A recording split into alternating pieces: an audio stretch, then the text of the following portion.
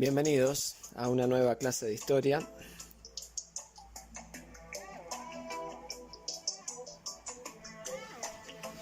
Yo soy el profe Doro.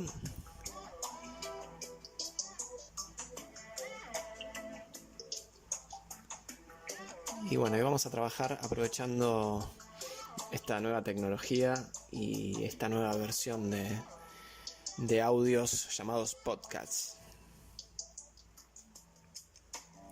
Bueno, en el podcast de hoy vamos a trabajar sobre la clase y temas relacionados con la clase titulada Transformaciones socioeconómicas de fines del siglo XIX.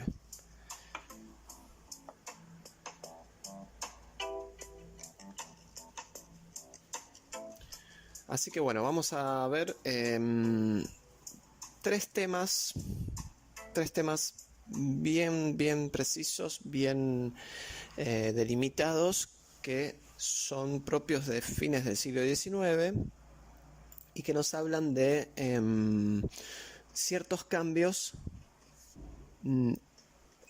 bien marcados a nivel económico y a nivel ideológico, ¿sí? Podríamos decir que nos da el marco en el que se produce el gran tema que estamos viendo, que es el imperialismo, pero podemos entender un poquito más en profundidad el imperialismo analizando estos puntos. ¿Cuáles son? Bueno, División Internacional del Trabajo. Primero veríamos también a nivel productivo, a nivel económico, lo que fue la segunda revolución industrial. Y finalmente darwinismo social.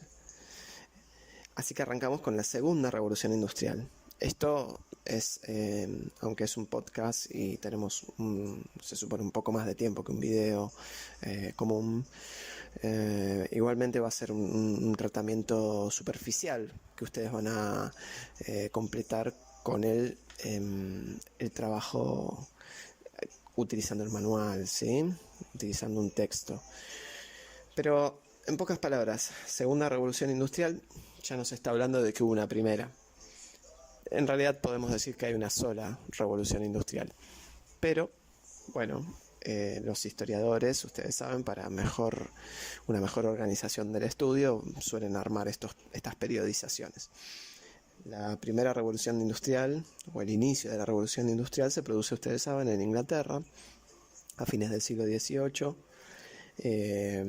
con una característica principal que es la aparición de máquinas. El trabajo ahora se realiza con máquinas y se habla de una revolución porque justamente a nivel productivo es un cambio muy profundo el poder empezar a utilizar máquinas, a empezar a trabajar en fábricas, empezar a tener trabajadores que son un nuevo tipo de sector social, que son los obreros, diferenciados de todas los otros sectores de la sociedad. Quizás previamente eran campesinos, pero que se empezaron a quedar sin trabajo en el campo y fueron a las ciudades en busca de trabajo y se convirtieron en obreros. Parecidos a los artesanos, pero en realidad distintos. Los artesanos poseían sus herramientas, realizaban todo el producto.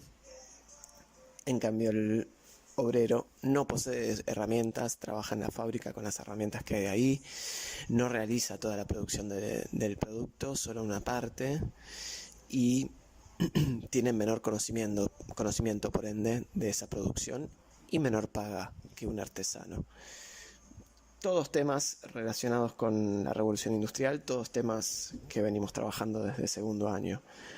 Pero en particular se habla de segunda revolución industrial desde mediados del siglo XIX, es decir, desde 1850, y podemos decir más precisamente desde 1860, con la invención de un nuevo tipo de motor. Un pequeño detalle, aquellas primeras máquinas de la revolución industrial eran máquinas que funcionaban a vapor. En cambio, las nuevas máquinas de la segunda revolución industrial van a tener nuevas fuentes de energía, y ahí tenemos una característica fundamental de la segunda revolución industrial. Se produce un surgimiento de nuevas energías, de nuevos motores. El motor de combustión interna, les decía, a partir de 1860 va a empezar a cobrar protagonismo. Aparece muy fuerte en la energía de la electricidad, la energía del petróleo justamente, y del gas también. Por otro lado, esta segunda revolución industrial, si lo queremos sintetizar, es, por un lado, la expansión de la revolución industrial que surge en Inglaterra. Esta segunda fase va a ser la fase en la cual la utilización de máquinas, la industrialización de la producción de los países va a empezar justamente a expandirse territorialmente, geográficamente. Principalmente con la exportación, podemos decir, de los ferrocarriles. Los ingleses, ustedes saben, tienen la revolución industrial caracterizada por el uso de máquinas de vapor, lo reitero. Esas máquinas de vapor se utilizaron por un lado para telares, por otro lado para el transporte con las locomotoras a vapor, los trenes. Y esto fue parte de la primera revolución industrial. La segunda revolución industrial, la segunda fase de la revolución industrial va a estar caracterizada, como les digo, por una expansión de estas tecnologías y en gran medida tiene que ver con la llegada de los ferrocarriles tanto a Europa como a Norteamérica y a otros sectores del planeta. Es decir, que en cada lugar donde se empezaba a construir un ferrocarril llegaba esa revolución industrial y se producía una propia revolución productiva y económica en torno a la confección de los ferrocarriles, ya sea de las vías, la puesta en funcionamiento de las locomotoras y la movilización que se generaba alrededor de esos nuevos medios de transporte. Entonces, para poner claro esto, una de las características de la revolución industrial es la expansión de la producción industrial a través de los ferrocarriles y la llegada de las máquinas a distintos lugares del planeta, ya no solo Inglaterra. Por otro lado, y ya prácticamente terminamos con esto, en este análisis breve que hacemos. Por otro lado, la gran característica de la revolución industrial son la aparición de, como les decía, nuevas tecnologías, nuevos productos, y los podemos enumerar, ya les digo, es la aparición de la energía del petróleo, de la electricidad, una mejora en las comunicaciones por los trenes a vapor, por los barcos a vapor y por la aparición de algo que va a ser completamente novedoso, es el antecedente al teléfono y es el telégrafo.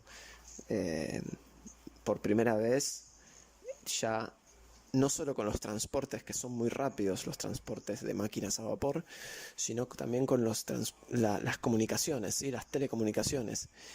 Se marca como un hito la primera vez que se tiran cables con barcos, se tiran cables desde Europa hasta América, hasta Estados Unidos más precisamente, y se permite con el telégrafo, ustedes saben, la tecnología del telégrafo es a través de pulsos eléctricos que llegan de una terminal a otra terminal y se llega a un sonido muy característico que permite decodificar esos sonidos y poder enviar un mensaje, mensajes muy cortos, ¿sí?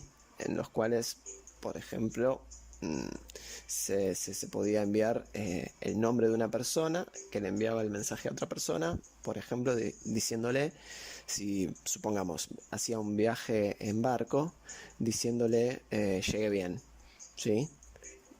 Algo que, si lo pensamos hoy con la calidad y la cantidad de información y de comunicaciones que tenemos digitales, no es algo revolucionario para nosotros, pero en aquel momento lo era, ¿sí?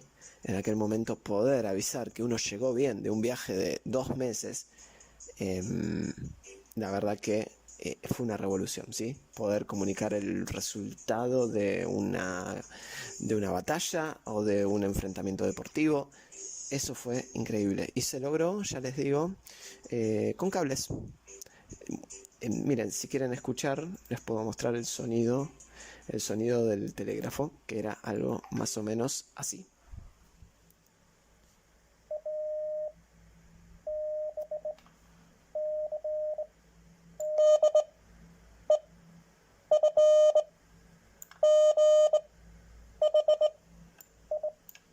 Bueno, esos soniditos eran los que permitían comunicarse, ¿sí?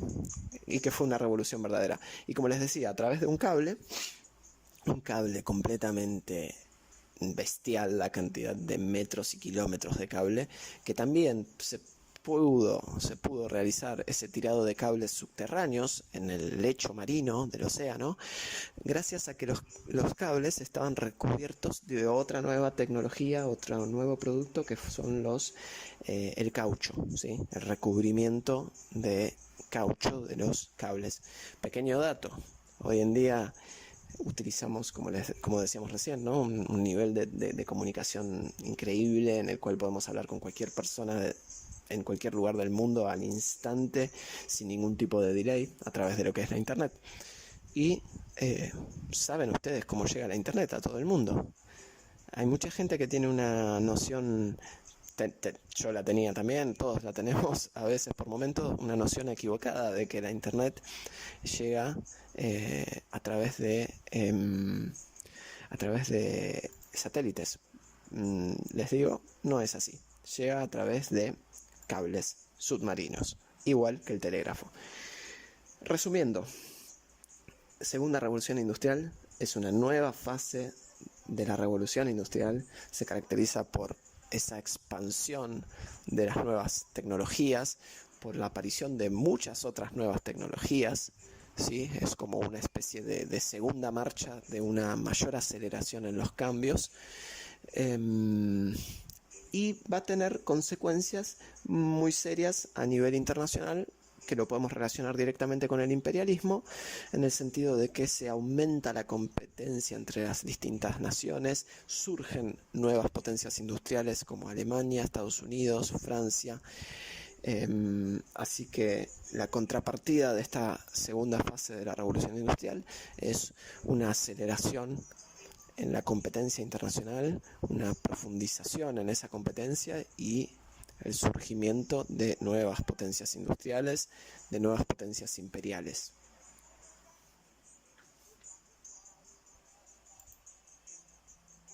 Bueno, vamos ahora con el segundo tema, división internacional del trabajo, ¿sí?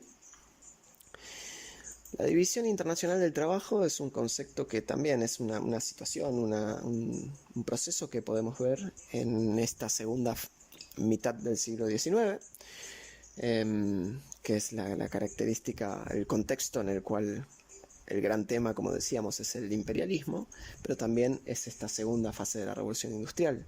Y una de las características de este periodo es la división internacional del trabajo. Así que bueno, vamos a hablar de la división internacional del trabajo.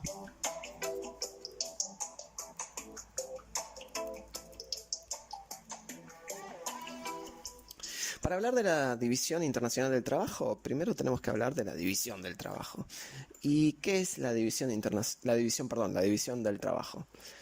división del trabajo es algo que sencillamente es una división de tareas en la producción de una fábrica, sobre todo, o de una producción industrial, en la cual los obreros, cada uno realiza una parte del trabajo y, como decíamos hace un rato, distinto de un artesano, no realiza el obrero todo el producto completo, sino que realiza una parte.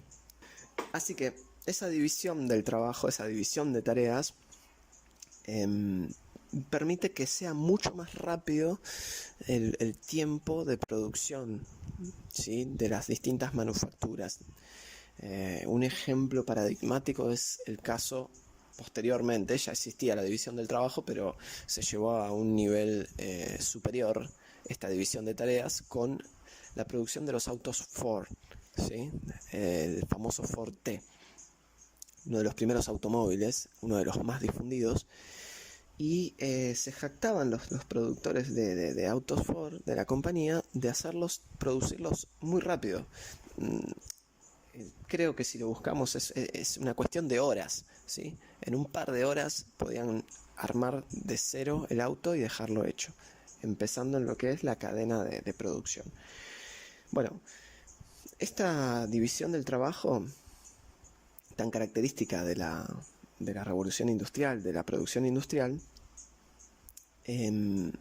ciertos analistas empiezan a ver que tiene podemos decir, una contrapartida internacional en lo que serían las distintas naciones, y ver, si lo pensamos, hagamos lo siguiente, pensemos el planeta como una gran fábrica, y ahí vamos a ver, esto es lo que decían los pensadores de aquella época, vamos a ver que a nivel internacional, a nivel planetario, hay una división internacional del trabajo. Es decir, hay ciertos países que son los productores, los que tienen la tarea de realizar la producción industrial, y otras regiones del planeta, otros países que tienen la tarea de facilitar las materias primas para que esos países, esas potencias industriales, puedan realizar el producto final, que es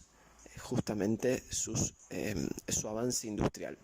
No sé si se entiende, pero vendría siendo algo así, como que todos en el planeta tenemos un puesto y tenemos que cumplir con nuestra tarea, que es, ya sea si somos países de productores de materias primas, proveer esas materias primas, y si somos países avanzados e industrializados, con esas materias primas realizar la producción industrial, ¿sí? Para abastecer a todo el planeta. Esto dicho así, bueno, uno puede decir, bueno, suena bien, suena organizado, suena desarrollado, pero en realidad esconde ciertas desigualdades, porque lo podemos decir nosotros con mucho conocimiento de causa, porque siendo un país de producción primaria, como es la Argentina, sabemos que eso nos relega a una situación de menor ganancia, de una producción más precaria, más primaria. ¿Y qué pasa? Y esta es una buena pregunta. ¿Qué pasa si un país que supuestamente tiene asignado un papel primario, supónganse Chile, que provee de ciertos recursos químicos útiles para la producción química? ¿Qué pasa si Chile dice, no, nosotros queremos dejar de proveer estos recursos y queremos empezar a ser nosotros los productores, sea de esta producción química, ¿sí? Sea de pólvora, sea de elementos de guerra, supónganse? ¿Qué pasa? ¿Qué pasa si Argentina dice, queremos dejar de proveer carne y cereales y queremos producir sean automóviles, sean equipos tecnológicos? Bueno, también hay quienes dicen que detrás de esta división internacional del trabajo también hay una desigualdad muy profunda y una especie de obligación a tener esas tareas o esa división, ¿sí? Tan fuerte. Se desprenden otros conceptos que los van a ver en el texto adjunto. Y nos queda un último, muy relacionado, un último tema, que sería el darwinismo social, que es una desviación, podríamos decir, de una teoría biológica propia de las ciencias naturales, que es la teoría del evolucionismo, desarrollada por Charles Darwin, aquella teoría en la cual todos los seres vivos tienen una competencia por la supervivencia, y aquellos más adaptados sobreviven, y van generando distintas especies y van asegurando el porvenir de sus crías, vamos a decir, de su especie.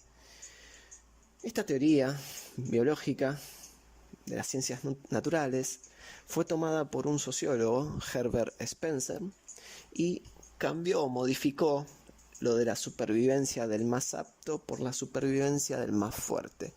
Y sirvió un poco, como decíamos hace un rato, con la División Internacional del Trabajo, para justificar, para argumentar a favor del imperialismo, para argumentar a favor de la desigualdad, para decir, tiene que sobrevivir y va a sobrevivir el más fuerte, y entonces los países más atrasados son los más débiles, y los países más avanzados, los países desarrollados industrialmente, son los más fuertes, y se entiende por una cuestión casi natural que, por ejemplo, digamos, Inglaterra invada la India, destruya toda la producción industrial que pueda haber en la India y los obligue a ser meros proveedores de materias primas, algo que sucedió en la realidad, desde ya les digo.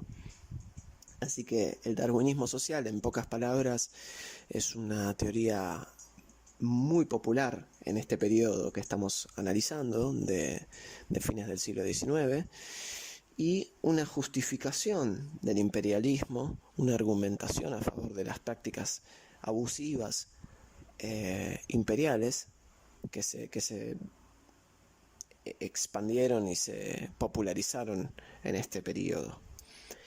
Así que bueno, hasta acá llevamos 20 minutos, hasta acá este podcast. Hay mucho para conversar de cada uno de estos temas y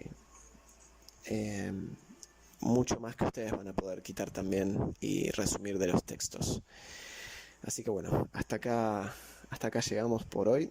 Les mando un saludo.